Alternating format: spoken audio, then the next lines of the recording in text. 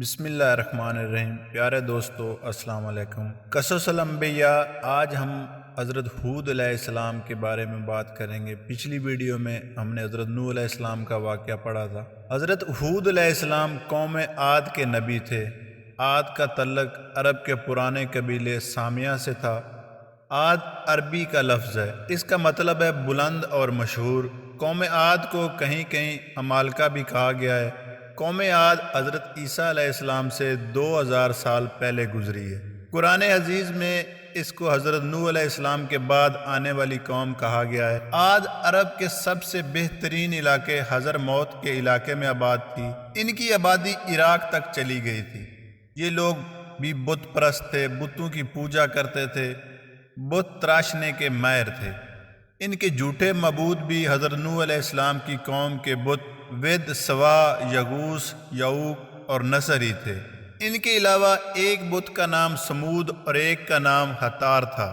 کہا جاتا ہے کہ حضرت نوح علیہ السلام کی قوم کے بت طوفان کی وجہ سے زمین کی تہہ میں چلے گئے تھے۔ ابلیس مردود نے ان کا پتہ لوگوں کو بتایا۔ انہوں نے ان بتوں کو پھر زمین سے نکال لیا تھا اور ان کی پوجا شروع کر دی۔ دراصل یہ سب سے بڑے بزرگ تھے۔ ان کے مرنے کے بعد شیطان نے اس زمانے کے لوگوں کے دلوں میں یہ بات ڈالی کہ ان بزرگوں کی عبادت گاہوں میں ان کی یادگار تعمیر کرنی چاہیے۔ چنانچہ ان لوگوں نے وہاں نشان بنا دیے۔ عاد اپنی طاقت اور حکومت کے نشے میں ایسے ڈوبے کہ انہوں نے اللہ وحدہ لا شریک کو بالکل بھلا دیا۔ اپنے ہاتھوں سے بنائے گئے بتوں کو معبود مان کر شیطانی عمل کرنے لگے۔ تب اللہ تعالیٰ نے انہی میں سے ایک پیغمبر حضرت حود علیہ السلام کو مبعوث فرمایا۔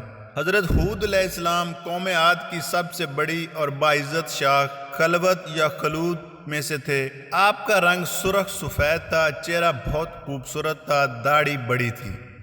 آپ نے اپنی قوم کو اللہ تعالیٰ کی طرف بلایا، اس کی عبادت کی دعوت دی۔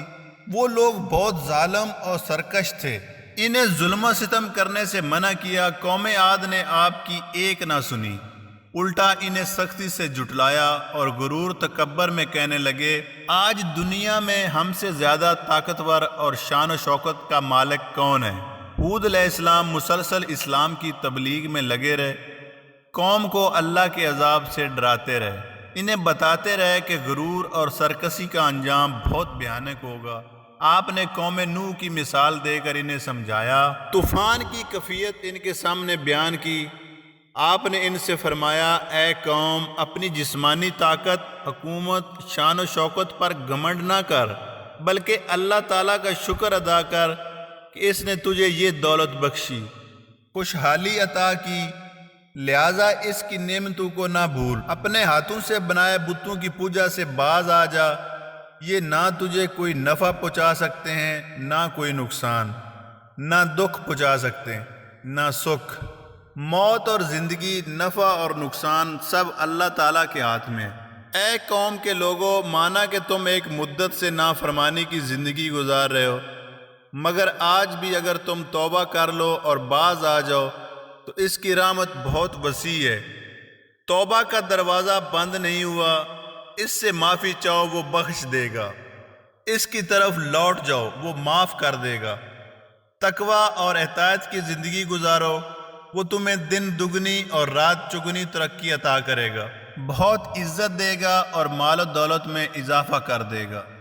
آپ انہیں تبلیغ کرنے کے ساتھ ساتھ یہ بھی فرماتے، میں تم سے کسی اجر اور بدلے کا خواہش مند نہیں، میرا اجر تو اللہ تعالیٰ کے پاس ہے۔ یہ بات خاص طور پر انبیاء کرام سے متعلق ہے۔ کوئی انبیاء کرام کو یہ تانا نہیں دے سکتا کہ وہ دین کی تبلیغ کر کے مال طلب کرتے ہیں یا حکومت مانگتے ہیں۔ وہ تو نہ قوم سے دولت مانگتے ہیں، نہ ریاست، نہ عزت، نہ کوئی اور چیز۔ وہ تو صرف ایک ہی بات کہتے ہیں، یہ کہ ایک اللہ کی عبادت کرنے والے بن جاؤ۔ حضرت حود علیہ السلام حضرت نوح علیہ السلام کی 5ویں نسل میں سے سام کی اولاد ہیں۔ قوم عاد کے 13 خاندان تھے۔ عمان سے لے کر حضر موت تک ان کی بستیاں تھیں۔ ان کی زمینیں سرسبز و شاداب تھیں، ان میں ہر قسم کے باغات تھے۔ رہنے کے لیے بڑے بڑے شاندار محلات بناتے تھے۔ بہت قدآور لوگ تھے، اللہ تعالیٰ نے دنیا کی ساری نعمتیں انہیں عطا کی۔ اپنی طاقت اور شان و شوکت کے نشے میں یہ لوگ کہنے لگے آج ہم سے زیادہ طاقتور کون ہے؟ رب العالمین کی طرف سے ان کی طرف نعمتوں کی بارش ہو رہی تھی۔ اس کو چھوڑ کر یہ لوگ بت پرستی میں مبتلا ہو گئے۔ اللہ تعالیٰ نے ان کی ہدایت کے لیے حضرت ہود علیہ السلام کو نبی بنا کر بھیجا۔ آپ خود انہی کے خاندان میں سے تھے۔ آپ نے بار بار انہیں ان الفاظ میں تبلیغ کی، اے میری قوم، بت پرستی چھوڑ دو، ایک اللہ کی عبادت کرو، عدل و انصاف سے کام لو، ظلم و ستم سے باز آ جاؤ۔ قوم عاد اپنی طاقت کے نشے میں مست تھی، اس نے بات نہ مانی۔ اس کے نتیجے میں اللہ رب العزت کی طرف سے ان پر پہلے عذاب کا آغاز ہوا۔ پہلا عذاب یہ تھا کہ 3 سال تک ان پر بارش نہ ہوئی۔ ان کی زمینیں خشک ہو کر ریگستان بن گئی اور باغات جل گئے۔ اس پر بھی ان لوگوں کی سرکشی میں کمی نہ آئی، شرک سے باز نہ آئے، بت پرستی نہ چھوڑی۔ اب ان پر 8 دن اور 7 راتوں تک شدید قسم کی آندھی کا طوفان آیا۔ اس آندھی نے ان کے رہ باغات اور محلات کو بھی زمین پر بچھا دیا۔ آندھی اس قدر شدید تھی کہ ان کے جانور اور وہ خود ہوا میں اڑنے لگے۔ پہلے اڑتے، پھر سر کے بل زمین پر آ گرتے اور ان کے سر پاش پاش یا کیما بن کر کچلے جاتے۔ اس طرح پوری کی پوری قوم عاد تباہ و برباد ہوگی۔ اللہ تعالیٰ کا ارشاد ہوا، ہم نے جھٹلانے والوں کی نسل کاٹ دی۔ مطلب یہ کہ چونکہ قوم عاد پوری کی پوری تباہ کر دی گئی تھی، اس لیے آئندہ ان کی نسل کا سلسلہ ختم ہو گیا۔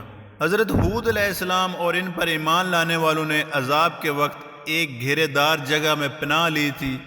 یہ عجیب بات تھی کہ اس طوفانی ہوا سے بڑے بڑے محلات تو گر گئے، مگر اس گھیرے دار جگہ میں ہوا معمول کے مطابق چلتی رہی۔ ہود علیہ السلام اور ان کے ساتھی اس جگہ پر پرسکون انداز میں بیٹھے رہے، انہیں کسی قسم کی تکلیف نہیں ہوئی۔ قوم کے ہلاک ہو جانے کے بعد یہ لوگ مکہ معظمہ میں آ گئے۔ قوم عاد پر ہوا کا جو طوفان آیا، اس کا ذکر اللہ تعالیٰ نے قرآن کریم کی سورہ الحاقہ میں یوں فرمایا، قوم عاد ایک سخت آندھی سے ہلاک کیے گئے، وہ ان پر 7 راتوں اور 8 دن تک چلتی رہی۔ اگر آپ وہاں موجود ہوتے تو اس قوم کو اس طرح گرے ہوئے دیکھتے گویا گری ہوئی کھجوروں کے تنے ہوں۔ سو کیا تمہیں ان میں کوئی سچا یا بچا ہوا نظر آتا ہے؟ تفسیر میں اس عذاب کی تفصیل درج ذیل ہے کہ 3 سال تک جب قطعاً بارش نہ ہوئی تو ایک دن ایک بادل اٹھا۔ عاد کی قوم نے خیال کیا کہ اب بارش ہوگی۔ ان سب کا خیال تھا کہ یہ بادل خوب برسے گا۔ ساتھ ہی انہوں نے حضرت ہود علیہ السلام کا مذاق اڑانا شروع کر دیا کہ یہ صاحب تو ہم پر عذاب کی پیش گوئی فرما رہے تھے، یہ تو برسنے والا بادل آ گیا۔ اس پر حضرت ہود علیہ السلام نے فرمایا، یہ بادل نہیں عذاب ہے، اب بھی وقت ہے کہ تم میری بات مان لو، اللہ تعالیٰ کی وحدانیت پر ایمان لے آؤ، بت پرستی سے باز آ جاؤ۔ انہوں نے کہا، بھلا اس بادل میں عذاب کیسا؟ ہود علیہ السلام نے فرمایا، اس میں آندھی اور طوفان ہے، اس میں ایسی ہوا چلے گی کہ تمہیں اور تمہارے مکانات کو نیست و نبود کر دے گی۔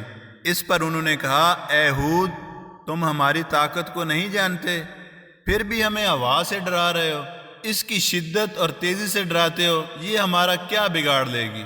ابھی بات چیت ہو رہی تھی کہ وہ ابر شہروں کے کناروں پر آ گیا اور طوفانی ہوا چلنے لگی۔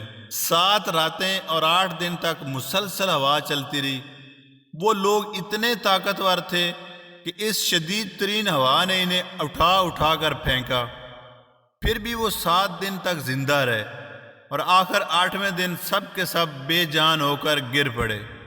کوئی اپنے مکانوں میں مارا گیا اور کوئی بیر۔ اللہ تعالیٰ نے ان کے ساتھ ان کے مکانات کو بھی زمین کے برابر کر دیا۔ حضرت ہود علیہ السلام کی عمر مبارک 464 سال ہوئی تو آپ اس دنیا سے رخصت ہو گئے۔ قوم عاد کی تباہ شدہ بستیوں کے آثار اب بھی باقی ہیں۔ حضرت ہود علیہ السلام کا ذکر قرآن کریم میں ان صورتوں میں موجود ہے: سورہ احراف، سورہ توبہ، سورہ ہود، سورہ ابراہیم، سورہ حج، سورہ شعراء، سورہ عنکبوت، سورہ حامیم، سجدہ، سورہ مومن، سورہ احقاف، سورہ قمر، سورہ نجم، سورہ الحاقہ اور سورہ فجر میں۔ اگلی ویڈیو میں ہم قصص الانبیاء کی حضرت صالح علیہ السلام کے بارے میں پڑھیں گے۔ ملتے ہیں اپنی نیکسٹ ویڈیو میں۔ السلام علیکم۔